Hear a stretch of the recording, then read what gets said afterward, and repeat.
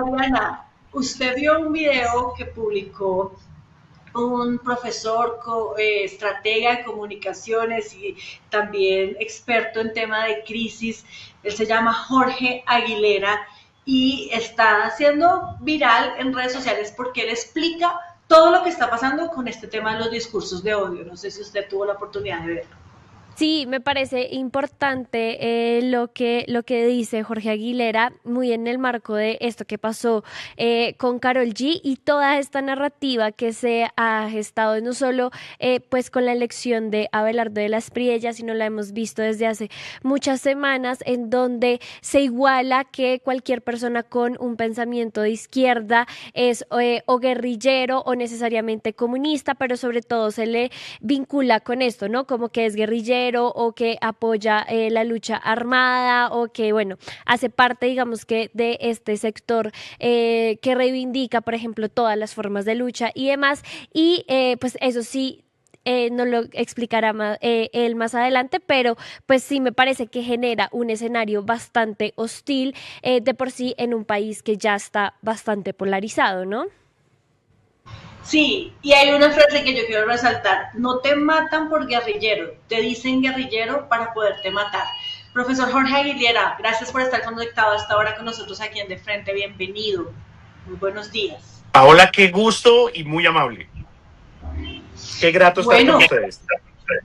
gracias, no, gracias a usted por conectarse, por darnos unos minutos y por ayudarnos a entender un poco qué es lo que está pasando con estos discursos, esta narrativa en donde se está estigmatizando a la gente que no vota por la derecha, a la gente que está incluso solamente opinando contra algunas prácticas con las que no están de acuerdo, que podrían verse en este nuevo gobierno, en el gobierno de Abelardo de las Priellas, y cada vez un ecosistema mucho más violento, no sé si solamente en redes sociales, sino también en las calles, usted ya no lo dirá, pero preocupante esto que está pasando, ¿no?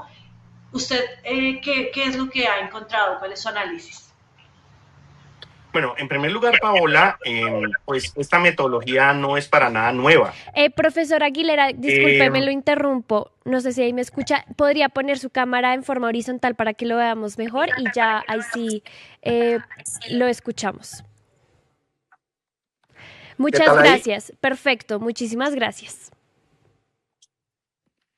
Adelante. Listos. Pues bien, es una metodología vieja, pero también responde a la continuidad del discurso del candidato. El candidato ha establecido un discurso violento, un discurso agresivo, habla de destripar, habla de erradicar, y sus seguidores lo que hacen es pues irlo aterrizando a las conversaciones sociales, tanto en redes como pues en discursos cotidianos. Pero como les decía, no es nada nuevo. Esa misma metodología, yo la cito en el video, la describe muy bien un autor que se llama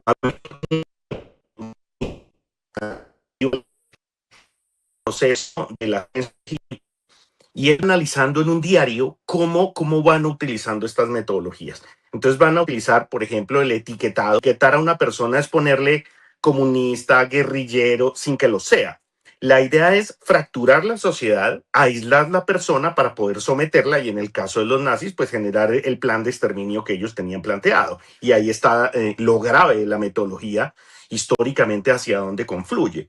Y entonces lo que vimos ahí o lo que uno ve reflejado en este ejercicio es que no solamente lo utilizaron los nazis, también se utilizó en Indonesia para hacer un exterminio de 2 millones de personas acusándolas de comunistas. En Colombia lo vimos durante el periodo paramilitar, que es de donde viene este juego de etiquetas, donde a las personas se le tildaba guerrillera, comunista, y mira en lo que es el conflicto nuestro, con una guerrilla que era una persecución hacia las FARC, que como digo en el video estuvo entre 14 y 44,000 hombres, terminaron asesinando a 430,000 personas. Y entonces esta metodología, eso es lo grave, hacia dónde va. Lo podemos ver hoy en las redes. Yo hice el video después de ver cómo estaban atacando a las cantantes. Si ustedes entran, por ejemplo, al perfil de Adriana Lucía, es brutal el acoso. Y es eso, es utilizar etiquetas, utilizar insultos y de ahí empiezan las amenazas. Ahora, ¿eso se proyecta en la calle? Claro que sí. Ya estamos viendo videos en donde hay grafitis para que las personas se vayan de los pueblos. Estamos viendo unos chats de WhatsApp en donde seguidores de este señor dicen que no hayan el momento de salir a la calle a cometer crímenes contra sus opositores. E incluso también ayer hice otro sobre el ataque que sufrió una chica en Pasto, donde le cortaron la cara con una botella utilizando palabras del discurso del candidato. Entonces, ahí es donde se ve buena parte del desarrollo de este discurso y cómo se está proyectando hacia pues la seguridad de la ciudadanía por este tipo de ataques que sinceramente yo no veo que los seguidores de Abelardo lo hagan de forma accidental, sino al contrario, de acuerdo con lo que uno ve en esos chats y lo que escriben en las redes, pues es un tema por el cual votaron, con el cual están de acuerdo y que están dispuestos a llevar a la práctica en las calles. Aguilera, yo quería preguntarle también por estos efectos que tiene sobre la concepción social o la idea cultural, porque claro, estamos hablando de que esto incluso se puede traducir en acciones, pero ¿cuál es el mensaje que deja en términos sociales? Por ejemplo, al verlos, como usted mencionaba, pues de forma tan organizada, es decir, hablamos de lo que se ha llamado incluso las bodegas, que no son solo de parte de este candidato, desde el presidente electo, sino que es una estrategia también que se ha visto desde diferentes sectores políticos, incluso figuras públicas. Y entonces yo sí quisiera preguntarle cuál es el mensaje que esto deja o la noción que esto deja a nivel de la sociedad, a nivel cultural, a nivel de, sí, como de narrativa, cuando hablamos de unas bodegas, de unas cuentas organizadas que reproducen el mismo discurso, incluso a las mismas horas, contra las mismas personas, con el mismo mensaje, sí, como cuál es el efecto realmente de esto que hemos llamado bodegas y que a veces se minimiza un montón porque dicen, no, esos son bots o son personas contratadas o esa gente realmente no existe o no piensa eso, sino que le están pagando. No, esto es un ecosistema para poder respaldar y justificar una acción. Desde el mismo momento donde utilizan la etiqueta contra la persona, utilizan algo que es la construcción del ecosistema. Ahí vamos a hablar de una estrategia de escalada. Por ejemplo, el tema del voto fusil. Esta señorita Jerome le siembra un mensaje y es que grupos armados han generado la votación por Iván Cepeda. Eso es retomado por algunos periodistas como Juan Lozano, en unos medios asociados que lo acompañan. Y eso termina en una propuesta de un concejal en Medellín donde hay que bombardear a las personas que votaron por Iván Cepeda. Ese es el esquema, es el mismo esquema nazi para justificar el asesinato de personas. Yo creo que a mí, de acuerdo con lo que está pasando, son fundamentales. Uno se llama La lengua del Tercer Reich, de Víctor Klemperer. Lo pueden conseguir en libros de segunda y hay editoriales que todavía lo reeditan. Hay otro documento que lo pueden encontrar y que tiene buena parte de este desarrollo, incluso creo que está en Google, Memorias del narcofascismo, de cómo los paramilitares utilizaron un esquema similar. Incluso donde también participaron periodistas. Entonces, lo que hacen es armar una narrativa que justifica. Frase, que cito en el video, que no es mía, vi la frase en un graffiti, y dice precisamente eso. No te matan por guerrillero, te dicen guerrillero para poder matarte. Es decir, la etiqueta y cómo hacen la escalada es una justificación para poder eliminar a la persona. Y entonces vas a ver todo el sistema, todo el estructura que pasa por la disciplina en una postura o en una de personas. Ay, qué lástima, profesor, porque estamos como perdiendo la señal con usted, no sé qué está pasando, se nos está entrecortando la llamada, la comunicación, y es bien importante poder seguir analizando pues este tema e insistir en eso que preguntaba Mariana. Yo quisiera, a ver si ya logramos ahí tener mejor conexión con el profesor Aguilera, pues lo del tema del comportamiento de las bodegas. Ya usted nos explicaba cómo funciona el esquema, pero es que ese esquema se originó en una persona que, digamos, en este momento es una figura pública. Usted lo recordaba, la señora Jerome o Jerome, o como sea que se llame, y que impulsa un mensaje que después es retomado por los medios que también tenemos responsabilidad en estos discursos de odio, en estas narrativas, y luego termina esto en una declaración de un concejal diciendo pues que hay que bombardear a las personas, a los pueblos, a los municipios donde se votó por Iván Cepeda. Entonces, esto más allá de estos tres actores, cómo también se multiplica, se expande y se convierte ya en ejércitos digitales, en un montón de gente estigmatizando y señalando a quienes pues han respaldado otro proyecto político y piensan diferente. Mira, ahí le sugiero otro documento que también se conseguir que se llama Confesiones de un bot ruso, que cuenta cómo lo ataban gobiernos para atacar a las personas en las redes. Lo que buscan esos ataques en las redes es fracturar la sociedad, evitar que la sociedad se una, generar personas aisladas y asustadas. Es un mecanismo de intimidación, con rebaño. ¿Sí? Era la persona para que no participe, no opine, y mantenerla para no ser expuesta frente a las acciones que está cometiendo quien está generando o quien es el origen de ese tipo de ataque. Para la muestra, el discurso que generó también otro periodista de Blue Radio, Felipe Zuleta, van a perseguir a los opositores o hayan sido con su momento electoral. Y entonces lo que vas a ver es nuevamente cómo este discurso violento del candidato que invita a destripar, que invita a extirpar, que invita a erradicar, es legitimado por un periodista, y cómo esa legitimación del periodista pues lo que hace es darle la razón y justificar a estos grupos de personas y a estos sectores que participan aunados con estos esquemas de marketing para poder intimidar a la ciudadanía y someter.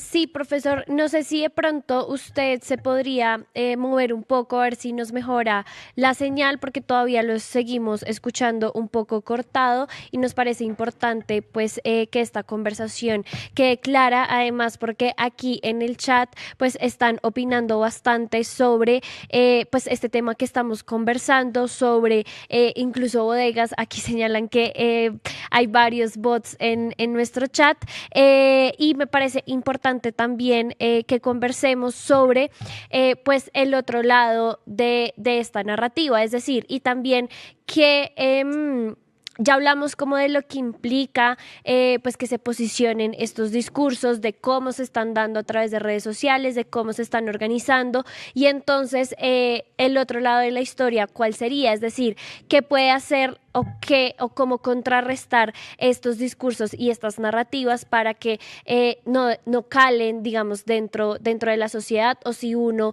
como ciudadano pues se enfrenta a ellas, qué opciones tiene o qué puede hacer o cómo contrarrestarlas? Muy bien, entonces, pues tenemos estos dos ejemplos como muy evidentes, el tema de Jerome y cómo hacen una estrategia de escalada que termina en una solicitud de homicidio o una solicitud de atacar personas con un bombardeo. Estamos también tocando el tema de cómo el discurso de Felipe Zuleta, con el tema de la persecución, pues justifica el discurso violento del candidato. A eso súmale que, de acuerdo con la información periodística, pues hubo una empresa israelí, por ejemplo, utilizando esquemas de inteligencia artificial que lo que hacen es identificar en dónde hay comentarios sobre el candidato, y a esa cuenta lo que hacen es, a través de bots y de canalización de cuentas, llenarla de comentarios basura. Esa es una estrategia de un señor que se llama Steve Bannon, un norteamericano del Partido Republicano, que lo que hacen es llenar de insultos y de ataques las redes de las personas que van a opinar. Lo que buscan es eso, que la persona no pueda opinar, no pueda participar o simplemente se retire de las redes. Y de ahí que este tema de la etiqueta, el insulto y la amenaza, pues va a hacer que la persona se retrotraiga de su participación a la cual tiene derecho como ciudadano.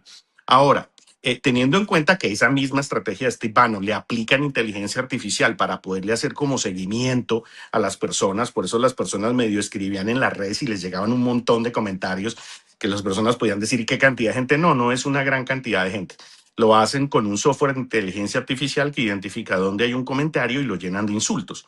De hecho, lo curioso es que todavía en este momento esté generándose eso. Bueno, ¿qué puede hacer la persona? Lo primero es identificar si es una cuenta real, ojalá vaya al origen del insulto, vaya al origen de la amenaza, tomen pantallazos del comentario, tomen pantallazos de la cuenta de origen y después la bloquean, empiecen a bloquear. Ojalá tengan grupos principalmente de Telegram, no de WhatsApp, sino de Telegram, en donde compartan entre sí las cuentas que están generando este tipo de acoso digital, que generan las amenazas, para que también las personas pues tengan en cuenta y bloqueen esas cuentas desde donde se están generando las amenazas y el acoso. Lo mencionábamos al principio de esta conversación, profesor Aguilera, y quisiera que profundizáramos en eso. Si esto solamente se está quedando en el escenario de las redes sociales o también se está trasladando en la práctica a las calles, en otro tipo de escenarios como, no sé, las universidades, las oficinas, en las empresas. La gente también está comportándose de esta forma tan violenta simplemente por la diferencia de opiniones. Yo he escuchado que incluso se han separado familias, la gente ha peleado con sus seres queridos porque unos piensan de una forma y otros de otra. Pues mira, sinceramente la situación es preocupante.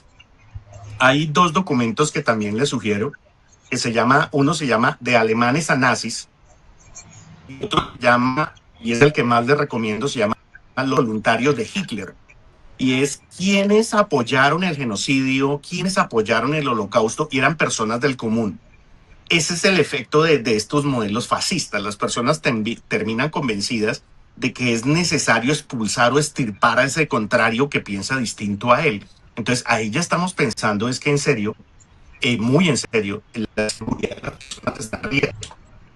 Por eso les digo que ahí es principalmente identificar dónde está el insulto, dónde está la amenaza, tomar pantallazos de eso y bloquear de inmediato a la persona, porque pues ahí, y si ustedes los ven en los comentarios, no son accidentales. Estos personajes están convencidos de que eso es lo que tienen que hacer. De ahí que pues hemos visto, vimos en las redes permanentemente ataques contra seguidores de Iván Cepeda por parte de grupos seguidores de Abelardo y eso también les invito a que los busquen en redes, los chats, por ejemplo, el de en donde efectivamente estos están absolutamente decididos a que deben salir a las calles a pedir muy gravemente a seguidores o personas que piensen distinto al movimiento.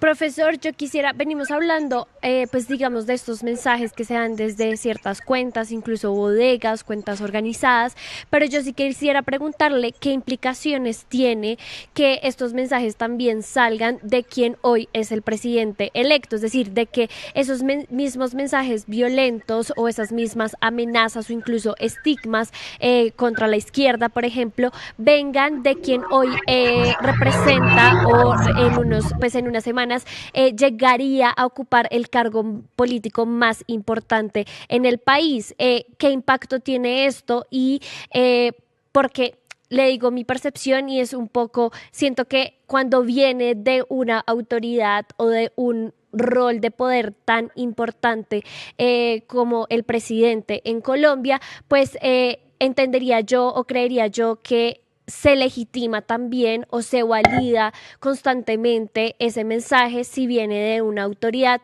pero quisiera que usted nos explicara un poco más esas implicaciones. Bueno, básicamente yo veo ahí tres. Lo primero es que recuerda que es un ecosistema, no son solo las declaraciones de él. Él da unas declaraciones y esas declaraciones las legitima la prensa, por ejemplo, como en el caso de Juan Lozano, o de las declaraciones de Juan Lozano sobre el voto fusil, o Felipe Zuleta con el tema de que efectivamente van a salir a perseguir personas, ¿cierto? Se legitima. También se legitima cuando no se critica ni se señala, es decir, cuando la prensa acepta que ese es un discurso válido. Y por supuesto, pues eso llega a los seguidores que ven legitimado el discurso y consideran que es válido el desarrollo y la implementación ya en las calles de lo que este señor está diciendo. Ese es el primero. Lo segundo es que obviamente un país que genera, donde el mismo mandatario genera semejante inestabilidad, donde prácticamente él mismo va a generar una explosión del mismo Estado y de la sociedad, pues obviamente el sector inversionista extranjero va a tener mucha distancia ahí, porque va a ser una economía muy inestable, y quien vaya a poner dinero acá, pues lo que va a suceder es que va a tener unos intereses supremamente altos en caso tal se pierda por inestabilidad de la sociedad. Y el tercer eje son específicamente inversionistas que se benefician de esa inestabilidad, ¿sí? Que es lo que sucede, por ejemplo, en el caso argentino, en donde pues tenemos una sociedad estallada, y quienes van a buscar invertir ahí, los que puedan saquear, los que puedan utilizar metodologías de saqueo rápido del país, aprovechando que la sociedad está completamente fracturada, y aprovechan esa distracción para saquear el país. Y ustedes van a ver eso principalmente de Estados Unidos y de Israel. Pues bueno, profesor, muy interesante todo este análisis que usted hace y ojalá se escuchara por parte de los políticos, de quienes ostentan en este momento el poder, pues estos mensajes en los que mucha gente que no se identifica, digamos, con ningún espectro o no es tan radical, pues está pidiendo que se envíen mensajes de conciliación, de diálogo, de tratar de entendernos en nuestras diferencias y dejar ese odio que nos está pues, dividiendo cada vez más, ¿no? Ese odio que además ya está volviéndose incluso algo peligroso, riesgoso, violento para las personas que están en un bando o en el otro. Ya a la gente no le importa, dice de malas, es mi forma de pensar y si usted no piensa como yo, entonces tiene hasta, tiene hasta que morirse. Y lo que usted decía al principio, cuando el mismo candidato ahora presidente decía que hay que destripar a la izquierda, pues sembró un discurso en el que ahora todos sus seguidores piensan lo mismo. Y eso es lo que hemos visto en estos mensajes, en redes y demás, cuando la gente le dice a uno, le escribe a uno por alguna opinión, incluso ni siquiera es una crítica, es una opinión que uno hace, le dice a uno, usted es una zurda, mamerta, izquierdosa, la vamos a destripar. Entonces, qué mal que se haya promovido Pues esto, mira, qué bueno sería. Sí, adelante, profesor. Pues mira, Paola, sinceramente no soy tan optimista, porque pues de acuerdo con el mismo discurso del candidato, pues es un plan, o sea, es un plan, van a seguir la misma línea de Milei, entonces pues es un plan. Yo lo que invitaría más es a que las personas tengan mucho cuidado con su seguridad, tengan mucho cuidado con su huella digital, porque uno de los seguidores de este señor hace unos 2 días, un señor de apellido Muñoz, que estuvo hace unos gobiernos con temas también de tecnología, pues ha solicitado el seguimiento electrónico de las personas.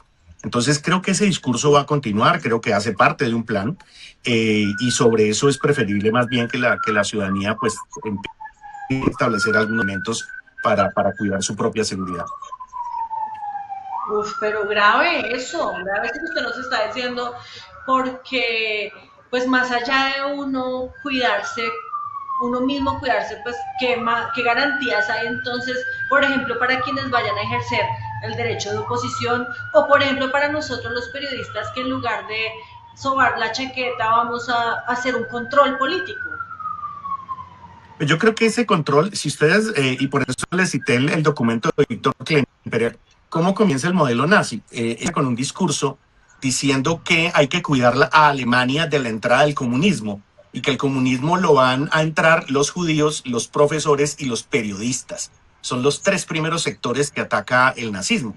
Entonces creo que va a haber como una especie de barrido de eso, y no por nada, o sea, no crean que es un tema aislado, la propuesta de sacar a Colombia de las organizaciones de derechos humanos de la ONU y de la OEA. Pues bueno, igual hay que seguir, ¿no, profesor? Hay que tener mucho cuidado, pero por supuesto. Además, hay un ejercicio que es muy interesante, Paola, y es que Colombia, después del periodo paramilitar, desarrolló un fuerte sentido de la resistencia. Creo que ahí es donde va a confluir buena parte de esta tensión. Sí, y hay que resistir, sí, como usted lo dice, pero también hay que buscar todas las instancias, todos los organismos, todo lo que se pueda hacer para evitar, uno, que se acabe, se saque del país, se elimine la cooperación por parte de estas organizaciones defensoras de derechos humanos, y desde el periodismo también, acudir a los derechos que tenemos para hacer nuestra prensa, para tener también libertad de expresión, y si dentro del mismo país ese mensaje no cala, pues acudir incluso a instancias internacionales. Profesor Aguilera, muchas gracias por estar con nosotros. Mil gracias, Paola. Ustedes muy amables. Qué gusto y qué honor. Gracias. Qué preocupada, Mariana. ¿Usted cómo ve este tema? Sí, la verdad, pues ya habíamos hablado y alertado de que se venía un panorama bastante hostil, sobre todo para quienes no están de acuerdo o son contradictores de las propuestas o de las ideas de Abelardo de la Espriella, y creo que el mismo sentimiento está aquí en el chat. Nos ponen, no hay garantías para nadie que piensa diferente. Entonces votamos por Cepeda para llenar este país de guerrillas. Dicen, están y son violentos. Esos invitados sí valen la pena, comentan sobre el profesor. Todos deberíamos leer La teoría de la estupidez, comentan por acá. Pero sí, creo que es un panorama que se viene bastante hostil y se ha alertado desde diferentes sectores. Y lo que decía el profesor, hay que apenas uno ve estas narrativas que además son deshumanizantes, que buscan ver al otro como el enemigo, quitarle agencia, quitarle humanidad para sí mismo, justificar su eliminación o la violencia que se ejerce contra estas personas, pues bloquear y borrar, digamos que esas narrativas y eliminarlas para evitar también su alcance y que tengan mayor amplitud en redes sociales, pero también, como lo decía el profesor, pues en acciones de la vida real, ¿no? Del día a día. Ayúdanos a seguir con nuestra labor periodística a través de nuestro NECI 310-779-3518. Lo hiciste artísticamente y lo hiciste con las víctimas, que eso es un mensaje a dar. Caminamos juntos, todos con el progresismo por las calles defendiendo el plebiscito por el sí. ¿Cuál es la capacidad de generación de vivienda? ¿Los subsidios para quién son? Diciendo que le vamos a quitar los privilegios a los políticos. La política no descansó este fin de semana con estos personajes señalados por corrupción. Sí, señora, sí, señores. Llega la central. Este espacio semanal que hemos concebido para reflexionar sobre asuntos coyunturales. Allí vivía la familia de Pablo Escobar Gaviria.